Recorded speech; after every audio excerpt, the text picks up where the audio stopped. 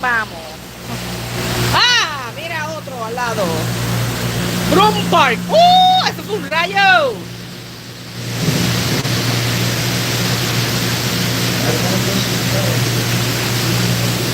¡Y nos fuimos! ¡Ahora sí!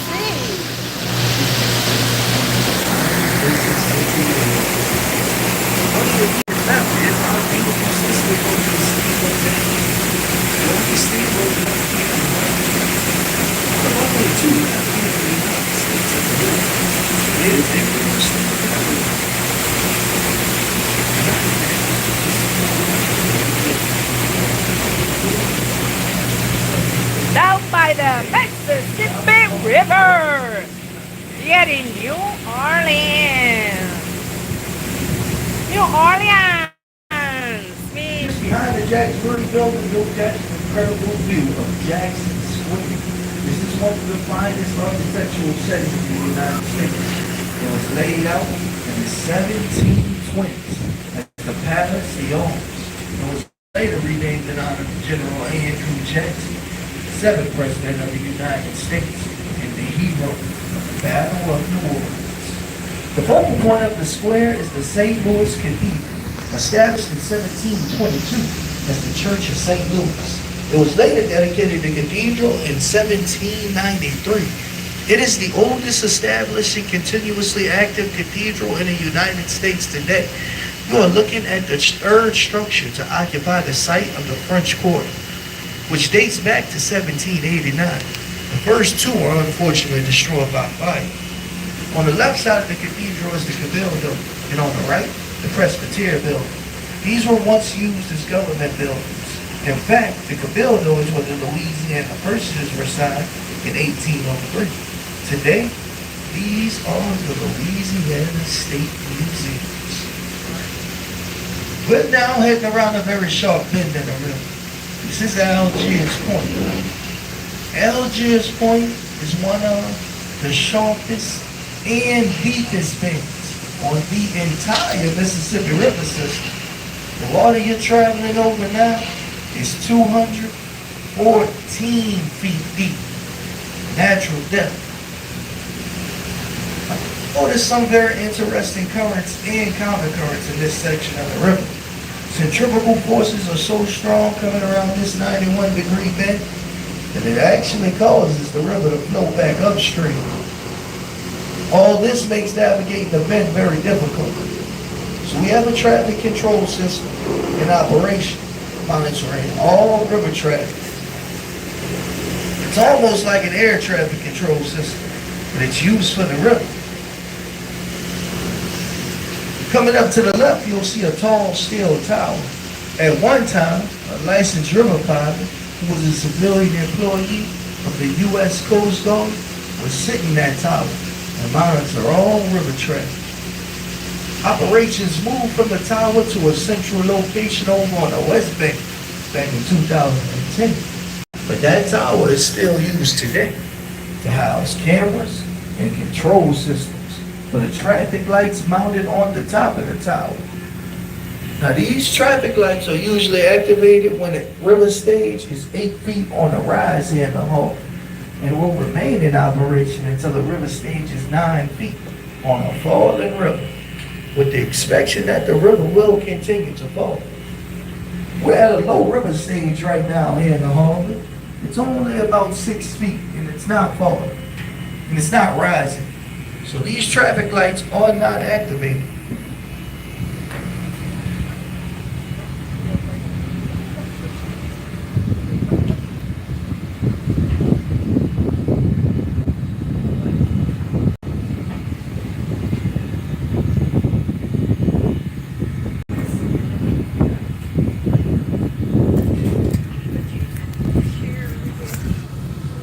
Also over to the left, you'll see several walls lining the basement. These walls stand in front of the streets in which they are named in different colors for easy identification. Over to the left is our Esplanade Avenue street wall. There are only a few of these walls left in operation today. At one time, all that could be seen on the East Bank side were these walls. They were used to store cargo, such as grain, sugar, cotton, coffee, steel, even petroleum. Cargo is moved along the walls by means of trucks and trains along the tracks behind them, running parallel to the walls. At one time, there were 22 miles of wharves located in the port of New Orleans. Only a few remained in action. A lot has changed in cargo movement over the last 20 years. Most of our goods today come on large container ships, and they go up to the container terminals located upriver of the bridges behind us. Now, last December, the Port of New Orleans received 4 new container gantry cranes from China for our Napoleon Avenue wharf. Once that got up and running, they brought our crane count to 6 and allowed the Port of New Orleans to become the largest container on board facility here in the United States, overtaking the Port of Virginia.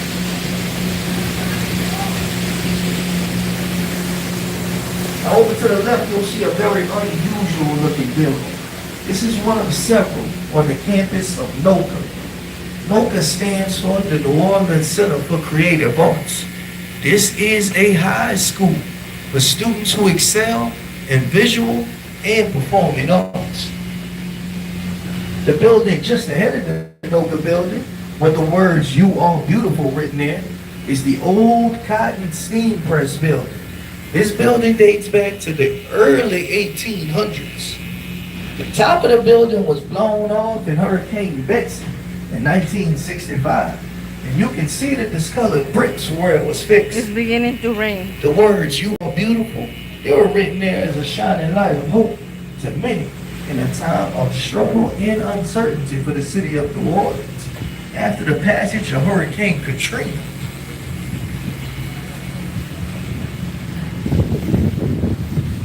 As we move through the hall, you may notice that in many places, you're actually looking down at the rooftops of buildings and homes behind those levees. That's because the New Orleans area is an average 6 to 8 feet below sea level. The Mississippi River, even at its lowest stages, is always a few feet above sea level. In the springtime, when the snow melts up north, the Mississippi River here can reach between 16 and 17 feet above sea level. So we have levees that line the banks of the river, which were first constructed in the mid-1700s by plantation owners. Today, these levees are maintained by the U.S. Army Corps of Engineers, but these levees rise 25 feet above sea level, protecting New Orleans from the rising Mississippi River and extending 1,200 miles upriver all the way to St. Louis, Missouri. Many folks are surprised to learn that the Mississippi River began just as a tiny stream in the northern state of Minnesota, with its headwaters being up there in Lake Itasca. The Mississippi River there is so shallow that you can actually walk across it on top of several stepping stones. The river then travels over 2,000 miles down through the United States, through the New Orleans Harbor, out into the Gulf. Now folks, take a second to look overboard. You'll see the brown, muddy condition of the water here. This is due to the fact that 400 million tons of silt and topsoil is transported by the strong current from all over the U.S. The Mississippi River system drains 2/3 of the United States, as well as 2 Canadian provinces. It is the 3rd largest river system in the world, and the 4th longest river system in the world.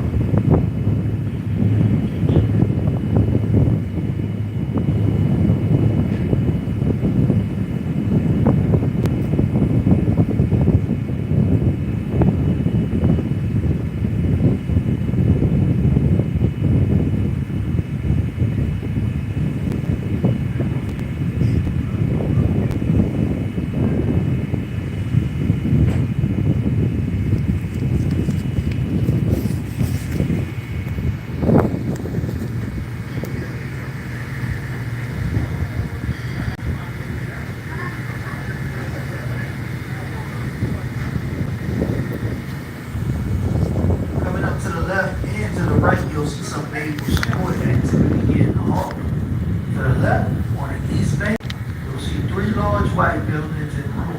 School styles up to 500,000 square feet of native open spaces. To the right, on the west bank, you'll see a red, white, blue water tower. This water tower sits atop a compound that is referred to as Federal City. Federal City has 162 buildings on it. 70 of these are eligible to be put on the National Registry of Historic Places, and 2 which are already on that list. Land purchases began in Federal City in 1849, with the station officially being dedicated in 1901. Every single branch of the U.S. military is represented over there in Federal City, just off our right side.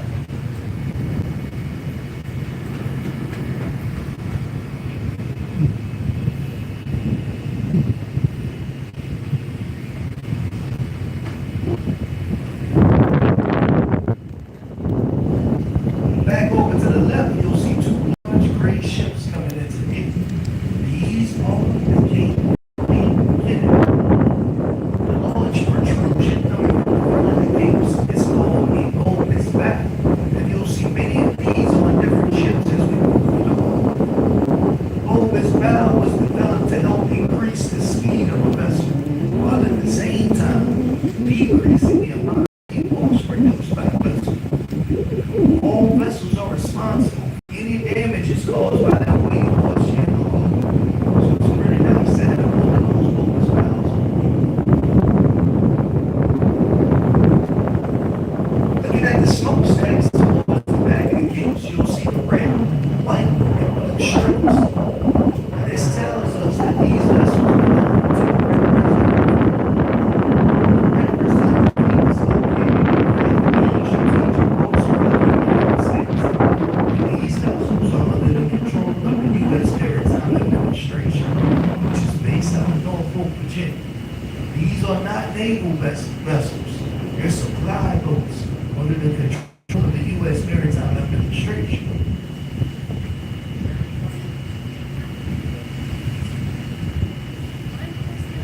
The series of white markings along the side of the ships are referred to as plimsoll marks. These were developed by a British statesman in social Britain named Samuel Plimsoll, whose primary efforts in life were devoted against unseaworthy vessels. Markings he developed were used to indicate the depth to which the vessel would be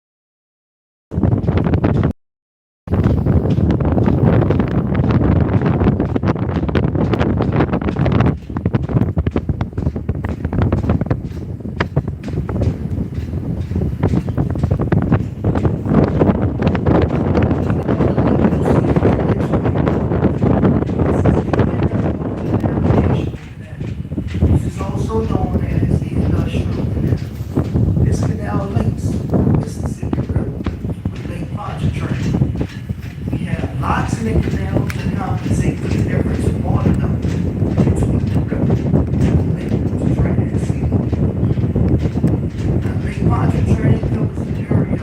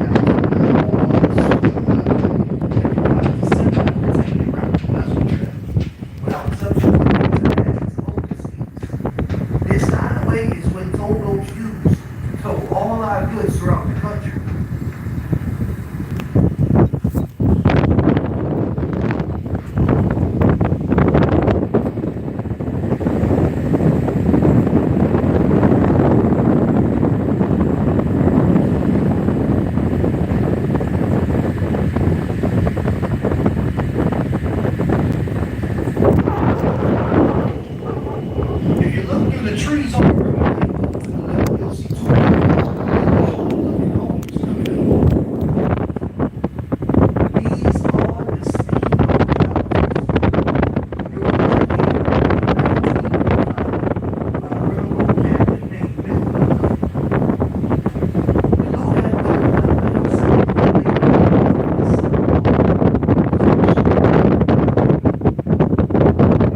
towards the top of the homes, you can see what looks like two stories.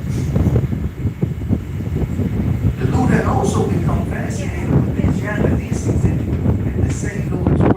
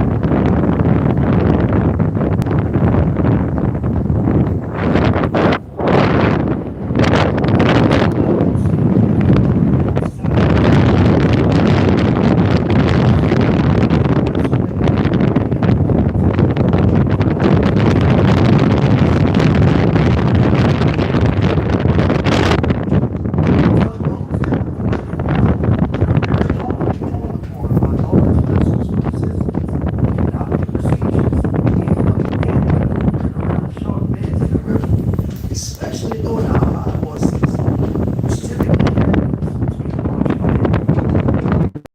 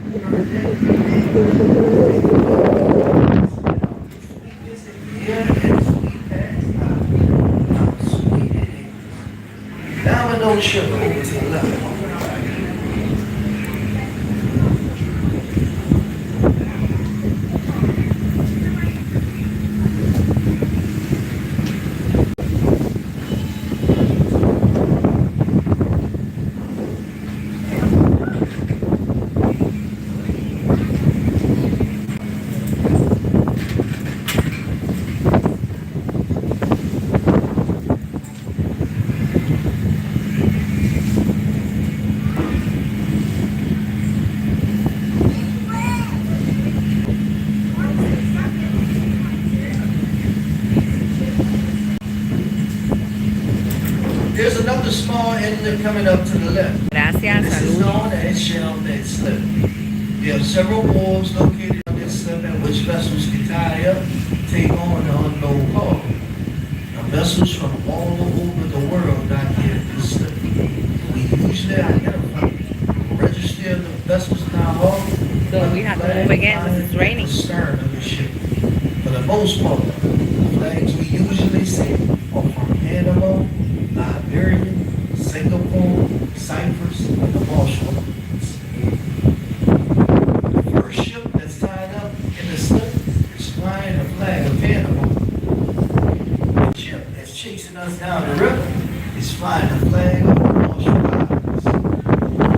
These are referred to as Which one is flags of chasing us? independence. Companies from any country can register their vessel under these flags to establish a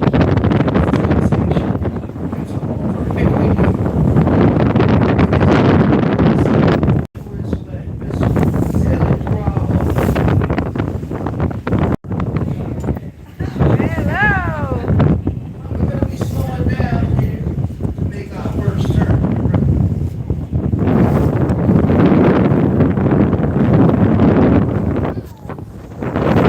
It'll give you is a braking narration.